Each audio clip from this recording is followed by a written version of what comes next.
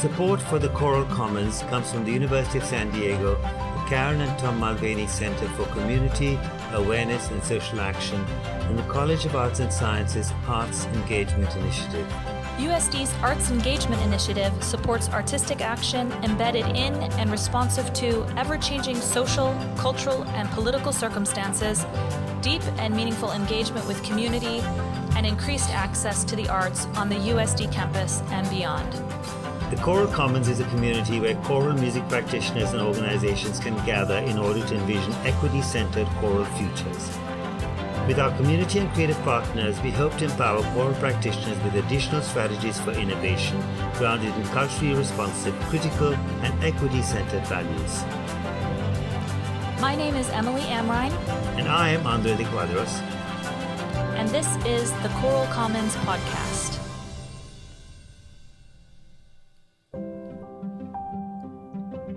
Within the chorus, the way that we create an alternative set of social relations, a way for people who otherwise, if they met on the street and didn't know each other, certainly wouldn't say hello and would probably be afraid in one way or another of one another, to relate to each other differently, to have a different set of social norms, and ultimately to be an example of what things could look like if broader society operated with these norms.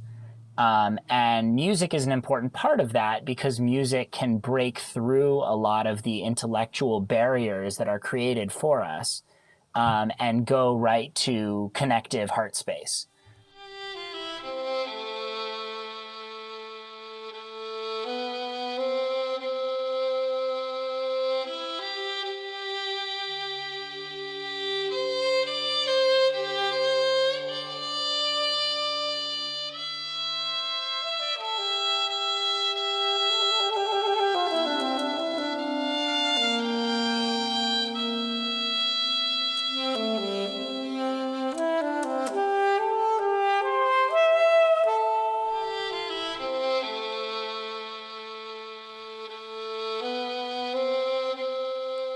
Palestinians and Israelis are deeply divided by borders, religion, and political orientation.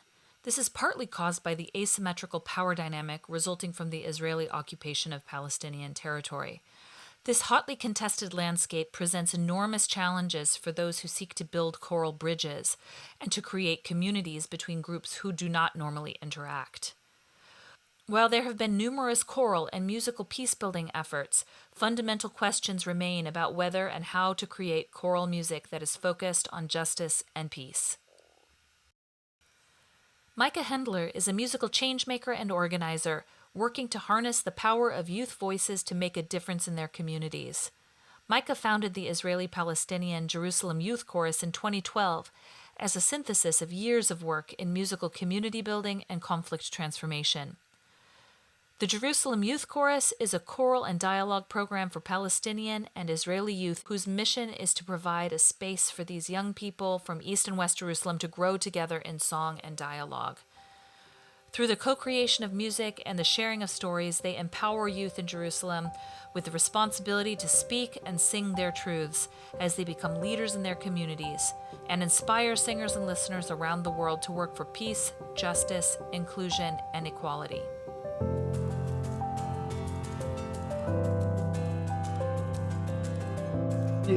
You know, we're using the word peace building. You've used it here, and we use it, and many people use it, peace building, to mean different things. And I think one of the first things to recognize is that the word peace means different things to different people, right? For a lot of people, Yes. Peace might mean, well, I don't want to see any violence on the streets around me. And for other people, peace might mean just other things. In other words, very often it's the absence of violence that is what people mean when they talk about peace. But for other people to think theoretically or in a systemic way, peace, the opposite of peace is not violence, but the opposite of peace is injustice, or the opposite of peace is poverty, or the opposite of peace is systemic racism, and so on. And I think so when we think about peace building, we think about peace building in a number of different ways. And as you and I have talked about so many times, there's a proliferation of peace concerts and peace initiatives in choral music, just like in all kinds of contexts. Can you position yourself within some kind of peace building paradigm that our listeners would have a clear sense of what it is you're talking about when you talk about peace building? Sure. So I'm really glad that you brought up how peace can mean different things to different people and has many different connotations. Specifically in an Israeli-Palestinian context, peace is almost like a dirty word. Like if you say peace at this point, people just roll their eyes, like because everyone is so cynical and has been so disillusioned over so many decades of ongoing violence and worsening of occupation and just and separation between people, that it seems like it's further away than it's ever been. And so like, oh my God, you're having like a peace concert? Like what? Because peace has become so overused by people who have no idea what they even mean by it, but it just like sounds nice, but ultimately is vacuous in most contexts, particularly around Israel-Palestine. We really don't use the word peace in any of our songs. Like we don't sing about peace. That's not what we do. We sing about the building blocks that could lead to it, and ultimately how you would create the kind of social relations that could be peaceful. And that has to do with recognizing one another's pain and suffering. It has to do with the understanding of different religious traditions. It has to do with understanding a shared connection to land. It has to do with aspirations to have youth voices matter. It has to do with all kinds of things that we sing about that ultimately are components of that. But just saying like, oh, peace, peace, peace is like really not what we do. And the only song actually in our repertoire that has the word peace in it is the Prayer of St. Francis that we learned from you, Andre. And of course, the whole reason why that song resonates is because peace in that prayer is active. Peace is an action verb. And then the song goes into like all of the different things that being an instrument of peace means. It's like, it is like filling, it is just like, where there is despair, let me be hope. Where there is sadness, let me be joy. Right? So it's just like all of these actions that it's very clear in that context what peace means. But other than that, we don't really use the word at all. But let's just talk about one thing about limitations. My work in prisons, if you talk about my work in prisons, it's contained within the classroom in which I work. I can bridge gang hatred within the confines of the room, within the 20 or so men I've worked with, but I can't change the prison system. I have almost no impact on the system itself, right? I have an impact on the lives of the people who interact with me in the prison. But my mission is not even really to enact or a sense of subverting what is clearly an unjust system of racial violence. So I think that this is also the idea of limitations. Do you ever think about this, in a sense, your own work, that your work has limitations within a particular structure? Definitely. And it's been really important for me in terms of not feeling, in terms of feeling that the work that I'm doing matters and has value and is having an impact, even when the vast majority of the political forces are deteriorating, right? That like, if I were just always buried in the deluge of negativity, then I would just give up and stop doing the work. Because I'd say like, what's the point? Like it's totally pointless.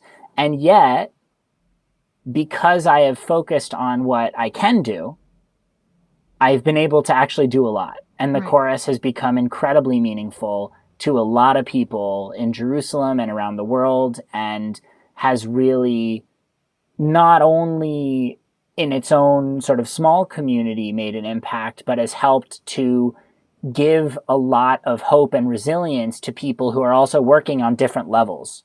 So one of the examples is we developed a very strong relationship with Michael Ratney, who was the U.S. Consul General in Jerusalem back when the U.S. had a consulate general in Jerusalem. And he cited the chorus as one of the things that gave him hope to continue trying to do the work that he was doing.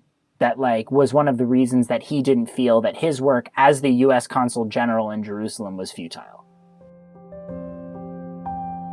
One of the things that we do in the Jerusalem Youth Chorus is, first of all, not claim that somehow we're going to single-handedly solve the Israeli-Palestinian conflict. That's ridiculous. And it's not our mission to do so, because we would fail 99 times out of 100 times unless, some tectonic shifts happen. But we want to create an alternative space. We want to create a space where people can meet as equals. An alternative imaginary, if you like, something like that. Is that what you're saying? An alternative. Well, within the chorus, the way that we create an alternative set of social relations within the chorus. Space. Exactly. A way for people who otherwise, if they met on the street and didn't know each other, certainly wouldn't say hello and would probably be afraid in one way or another of one another. To relate to each other differently, to have a different set of social norms, and ultimately to be an example of what things could look like if broader society operated with these norms. And music is an important part of that, because music can break through a lot of the intellectual barriers that are created for us, and go right to connective heart space. I really resonate with this idea of constructing social spaces that can function as third spaces, that can have this kind of ambiguity that is almost anarchic. And I mean, I'm using this in terms of just a theoretical discussion of third space, noting that very few choruses would aspire for anarchy as kind of a social organizational ideal. Right. But the whole point of the third space, of course, is, or the border Nepantla idea, which is the Ansel Duen idea of kind of border thinking, is that those established power dynamics, because we're working in, and this is true at the U.S.-Mexico border, it is true in Israel and Palestine, it is true in a variety of other contexts, that there is this kind of asymmetrical power relationship between members of the community. Mm-hmm. And I guess I'm wondering, in your construction of this alternative imaginary, how do you allow for the chaos that that kind of space? I mean, chaos might not be the right word. There's plenty of chaos, don't worry. Yeah, okay, good. So talk to me about that then. Yeah, I mean, ultimately, it's one of the most difficult and most fascinating aspects of doing this work, is how to create an equalizing space in the context of profound inequality, and how to, at the same time, have a justice-oriented space which fights against that asymmetry, while also having it be open and accessible and welcoming to people who don't see that and who don't know that, because they've been hidden, that reality has been hidden from them or labeled as propaganda or any number of other things. How do you create a space that at the same time can welcome people with vastly different perspectives and worldviews, and not have it be about converting you to one side or the other, and at the same time stand for something that matters? There's certainly an argument that kind of constructing these types of social spaces allows for a different way of thinking and being and knowing in the world, and can be very transformative. But a critique of the third space is that, especially temporary and transient third spaces, is that this is just a kind of a small diffusing of system change that needs to happen. Yeah, exactly. So how do you, I mean, because this is obviously very resonant in the work that Andre does in prisons and, our work at the border and your work in these many contexts. And I'm wondering, how do you negotiate the possible benefits of the third space or the alternative imaginary, as Andre said, and the possible risks these spaces bring with them? Yeah, wow. So that is, of course, another really important corollary of this major challenge of how you navigate both doing sort of an inclusive dialogue work while also doing justice work. And specifically in the Israeli-Palestinian context, it's very apparent, like what you're saying is like very clear in the discourse around normalization and anti-normalization. And a lot of the important Palestinian critique of programs like ours are that in having Israelis and Palestinians just meet together and maybe even become friends and then go home but not really do anything, ultimately just makes the people who are trying to ignore the occupation look better. Because they're like, see, if only people could get along, then everything would be fine. But like, guess, we can't. So we need to defend ourselves, right? That's sort of that paradigm. Mm-hmm. And what we're doing in the chorus is very, very, very consciously trying at all costs not to feed that. And we do so by, within our own program, really questioning power relations and really giving the singers themselves the tools to create what they want to see in the chorus and in reality, like outside the chorus. But also, we don't ally ourselves with the power structure. We've turned down a lot of really high-profile concert opportunities so that we would not be used in that way. Because there are a lot of people who would like to use us in that way. And we are like assiduously not aligned with the power structure. Right. So now let's talk about racism a little bit, because if you think about Martin Luther King's, he talked about the three kind of evils were racism, poverty, and militarism, and at least the two, racism and militarism, are very prevalent in this highly charged environment in Israel, Palestine. And I want to talk about racism relative to this extreme segregation that we see in Israel and Palestine. Racism exists everywhere. People think about racism as being an evil in the United States, but I came from a country which is deeply racist, India. And people don't think about India as a racist country, meaning Indians are racist against other Indians, really racist. The caste system is a perfect example of a racialized structure. But coming to Israel and Palestine, where you actually have these deep segregation of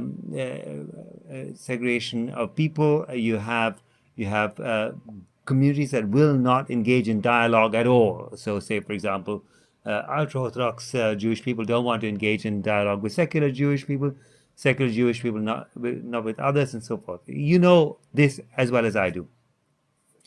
The dialogue is a big issue when you actually can't bring people together. And I feel that this is something that's a limitation of my own work, is that if people are not prepared to enter into the same space, how do you actually have dialogue? For example, you and I, both of us, can't have ultra-Orthodox Jewish people sing in our choruses. Right. How do we deal with this lack of dialogue? Well, I think part of it is I also am like cognizant of not being able to fix all the issues at once. I'm not trying to tackle Haredi secular relations in my choir. I'm just not. That's not the point of my project. Ultimately, I think there are many projects and there are individuals whom I know who are trying to bridge those kinds of divides, and that is beautiful work, but that's not my work. Right. So I don't claim to be doing that. And, what I'm trying to do is work on the Israeli-Palestinian axis.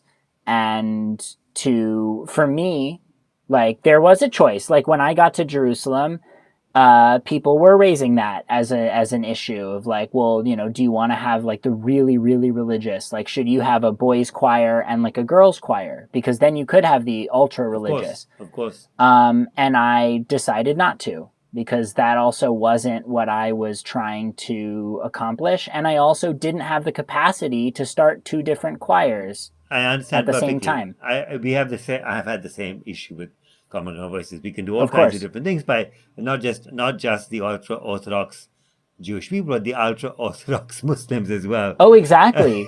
Yeah, So no, we've never had a hijabi girl right, able to remain in the chorus for of more course. than 3 rehearsals without some member of her family pulling her out, usually male.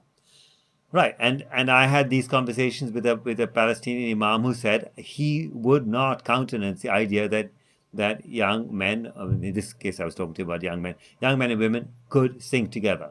So, Right. and it's exactly the same narrative as I got from the rabbis I talked to. So let's come back to the big thing that Emily was talking about, dialogue. So there are all kinds of things about dialogue within the ensemble, dialogue from the ensemble to other stakeholders and parties, dialogue even within people in our choral world who don't think the same as we do, Sure. and I wonder if you can talk about problems in dialogue, not actually successes, because I think we can generally talk about our successes reasonably well, and I'm sure we can sort of imagine what are the kinds of real roadblocks and where you failed. Well, I think one of the things, again, about dialogue, Emily, as you were mentioning earlier, is that there's often this critique that, which I don't think is unfounded in many cases, that dialogue can be a substitute for actual change. Like, if it's not actually grounded in a real desire among the people who are orchestrating it, or a sense that this actually could lead to some change, then it just becomes like, oh, well, we're talking about it, so like check back in next year on your rage, Right. you know? And so again, in the chorus, like, it's very important to us that it not just be like a wishy-washy Right, right. kind of like, let's all get along thing, but like really interrogate social structuring and really look at like, why was I told to think the way that I was told to think? And like, do I need to be thinking that way? And like, maybe I shouldn't, and maybe I should do something about it. And so we really try to, as much as possible, again, within the limitations of the power structure that we are working in Jerusalem, to be agents of change rather than reinforcements Right. of the status quo. Also, like, within a dialogue process, Andrea, I think you were sort of getting at just like in the process of dialogue, like, what is hard, Yes. What is right? hard? Talk about less. Let's talk about what's hard. One of the things that's been hard for us, aside from the design of it to both be inclusive of people who disagree while also clearly resulting in a sense of shared values, is, for us, it's been the container of the dialogue itself, and how to continue to have people sort of invest in this process that is deeply uncomfortable. And for us, because often if you're in a dialogue space and someone says something that threatens everything that you think is true, like, you walk out of the room and you don't ever talk to them again. But in the chorus, you don't have that luxury. And that's where the music comes in, right? That, like, for us, the dialogue time is sandwiched in between rehearsals, like in between like singing portions. And people generally come to sing, not for the dialogue. Dialogue is Right. hard. and frustrating. I'm reminded of this conversation that I heard from John Powell, who's an anti-race pedagogue and scholar, and he said, if you're gonna like invite some people to the party to talk about racism, who's gonna come? Right. Not me. It doesn't sound very much fun. Maybe I would. It's funny.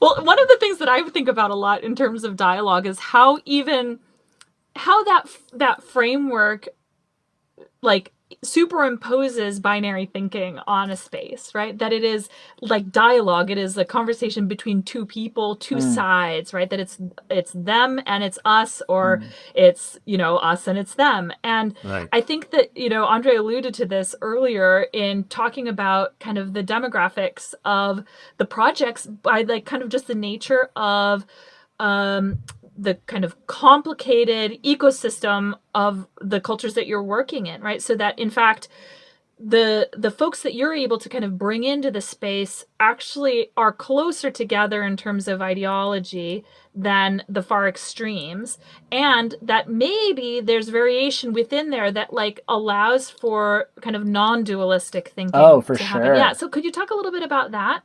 Absolutely. And I think that's one of the things that is one of the key takeaways that our singers often have from their time in the chorus is just the different layers of identity that are very, very intersectional in Jerusalem, where it's definitely not just Israelis and Palestinians as two distinct groups. We have folks in the chorus, for example, one of whose parents is Jewish and one of whose parents is Arab.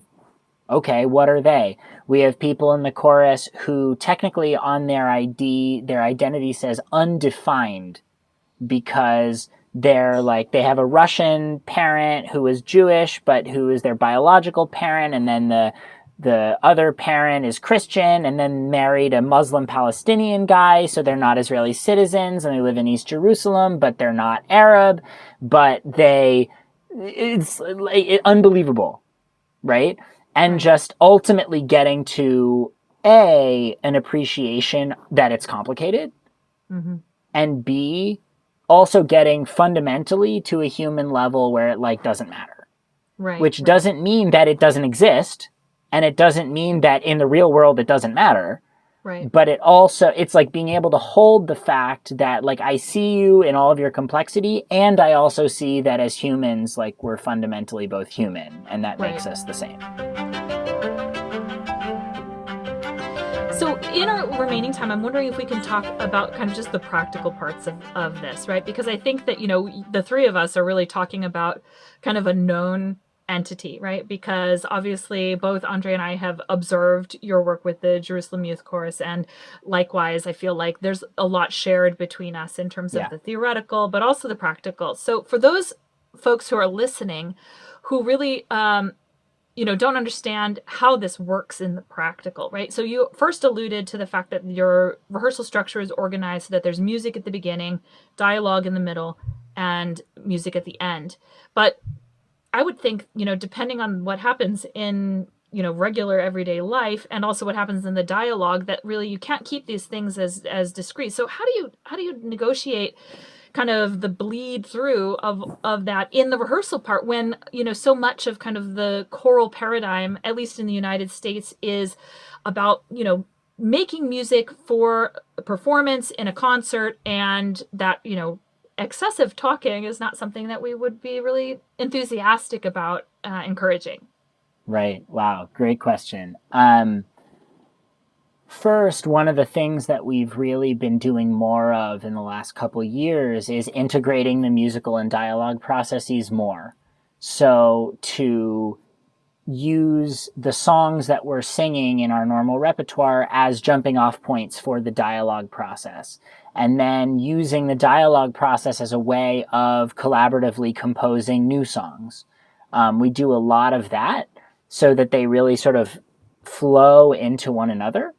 And it's a lot of that work that we've been now taking into Raise Your Voice labs that can really be done in other spaces where it's not that sort of either or, but it's ultimately like, how can whatever musical expression we come up with really be true to all of us and really be grounded in understanding and really be in service of a group process that is transformative, actually, and doesn't just like look nice or sound pretty, and doesn't sing about like peace or whatever, but actually is a tool for communal change.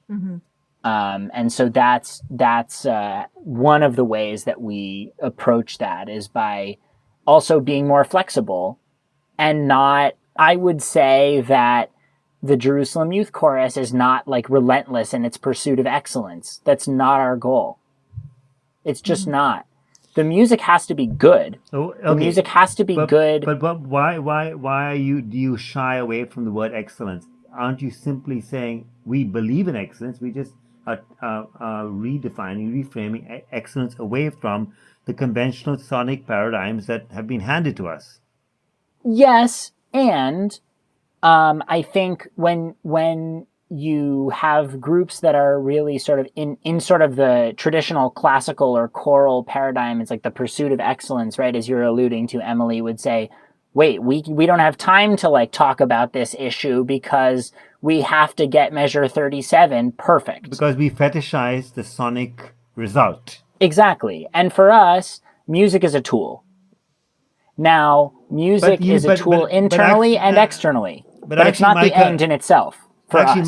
Micah, music is a tool in all cases, right? I mean, anthropologically speaking, 60,000 years, human beings have been making music as a tool for something else. It's always a tool, right? So right, but except the choral musicians, I mean, I don't want to generalize this, but the narrative we get given is that we're doing art for art's sake. Exactly, and that's what I'm pushing back against. Okay, right. No, that's I what I agree meant. with you. I agree with you completely. I mean, but I mean, I think that what you're talking about is it's, as a tool, you've redefined excellence to include a kind of a value-laden social script, humanity for the ensemble that is not to be undervalued in pursuit of higher sonic values. Exactly. For us, ultimately, it's more important, like the music has to be good, right? Because if the musical experience doesn't feed the singers and doesn't feed the audience something that really is nourishing, then it doesn't work, right? Because people won't be proud of what they're doing together. And they won't come back because it won't be great. Right. And yet, that does not mean it has to be perfect. And I can tell you that if we didn't do the dialogue, the chorus would have ceased to exist many years ago. Right. So, but what is good music here? I mean, particularly in the Jerusalem context, because, for example, when I think about, well, how would you go around about, I mean, we're talking about, of course, the execution and implementation of the music on one hand, but we're also talking about the quality of the musical source material too, right? And some of that is, as you described, singer generated, and some of it is not. I assume that it is, songs and that have origins, whether, it's by kind of a single composer or songwriter, or, collectively composed, or, transmitted through the oral tradition. So I feel like this would be extremely challenging. And as I've observed in both your work and in Andre's work, that's political also. Yep. And so how do you negotiate that in the context of Jerusalem? By that you mean like selection of repertoire, basically? Yeah, right. Ultimately, that's one of the things that I enjoy most about this work, is getting to be, I'll say, like, finding the resonances between different traditions that otherwise may not be apparent.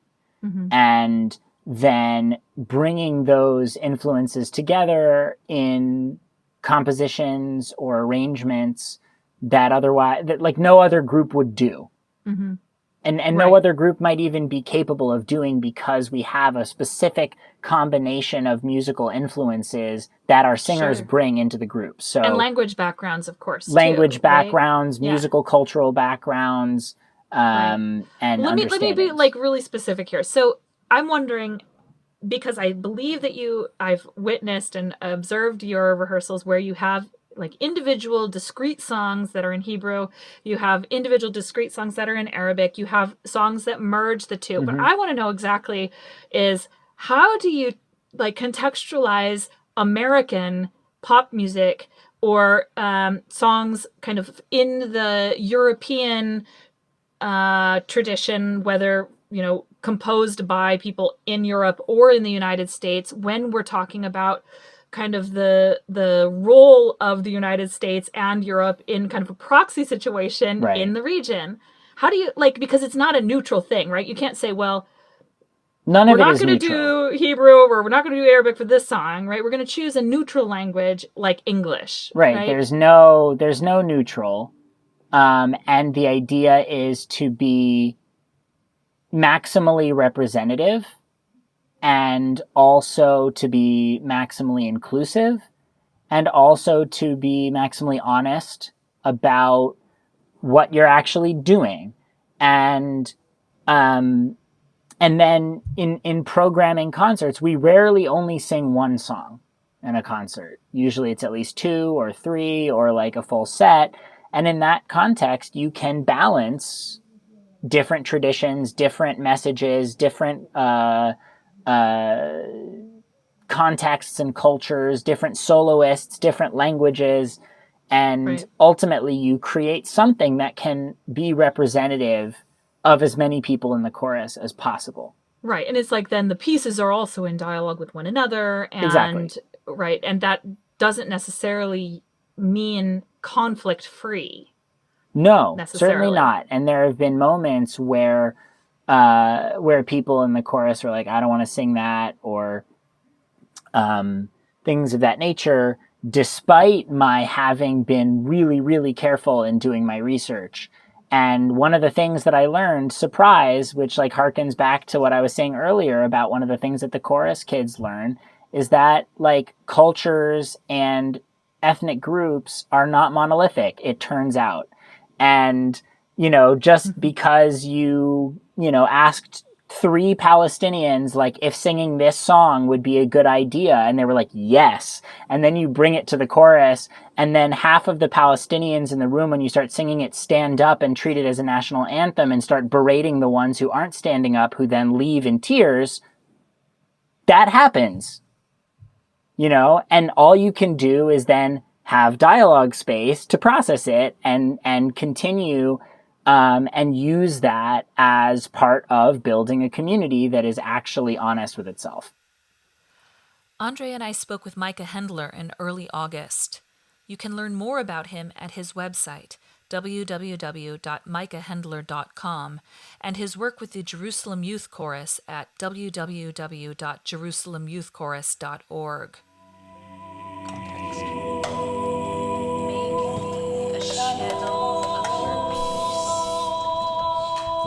Make me a channel of your peace. Peace. Make me a channel of Make me a channel of your peace. To be consoled Make me a channel as of to your peace. console. To be understood as to understand. To be loved as to love. To be consoled as to console. To be understood as to understand. To be loved as to love. To be consoled as to console. To be understood as to understand. To be loved.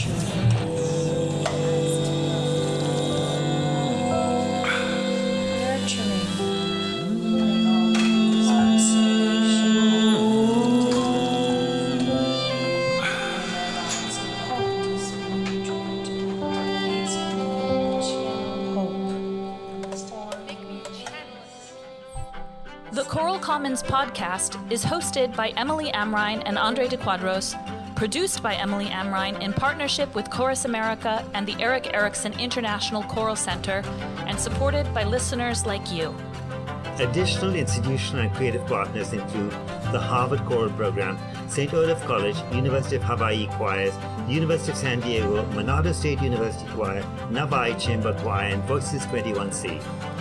If your organization would like to join our list of sponsors, please reach out to us at thechoralcommons@gmail.com or consider joining our community of supporters on our website, where you can schedule regular donations of $5 or $10 a month to help us offset the costs of producing these programs. The Choral Commons aims to provide a space for choirs and conductors to envision innovative and equity-centered practice. We produce podcasts and interactive webinars and offer curated resources on diversity, equity, and inclusion. We connect and engage community in meaningful dialogue on pedagogy and practice, and incubate creative, artistic, and compassionate choral projects that empower choral music organizations to work for a just and peaceful world. The choral meditation you heard at the beginning and end of this episode was devised by creative producer Magdalena Tang and Voices 21C. The text for the piece was derived from the prayer of St. Francis of Assisi. You can learn more about this song and our creative partners on our website, www.thechoralcommons.com.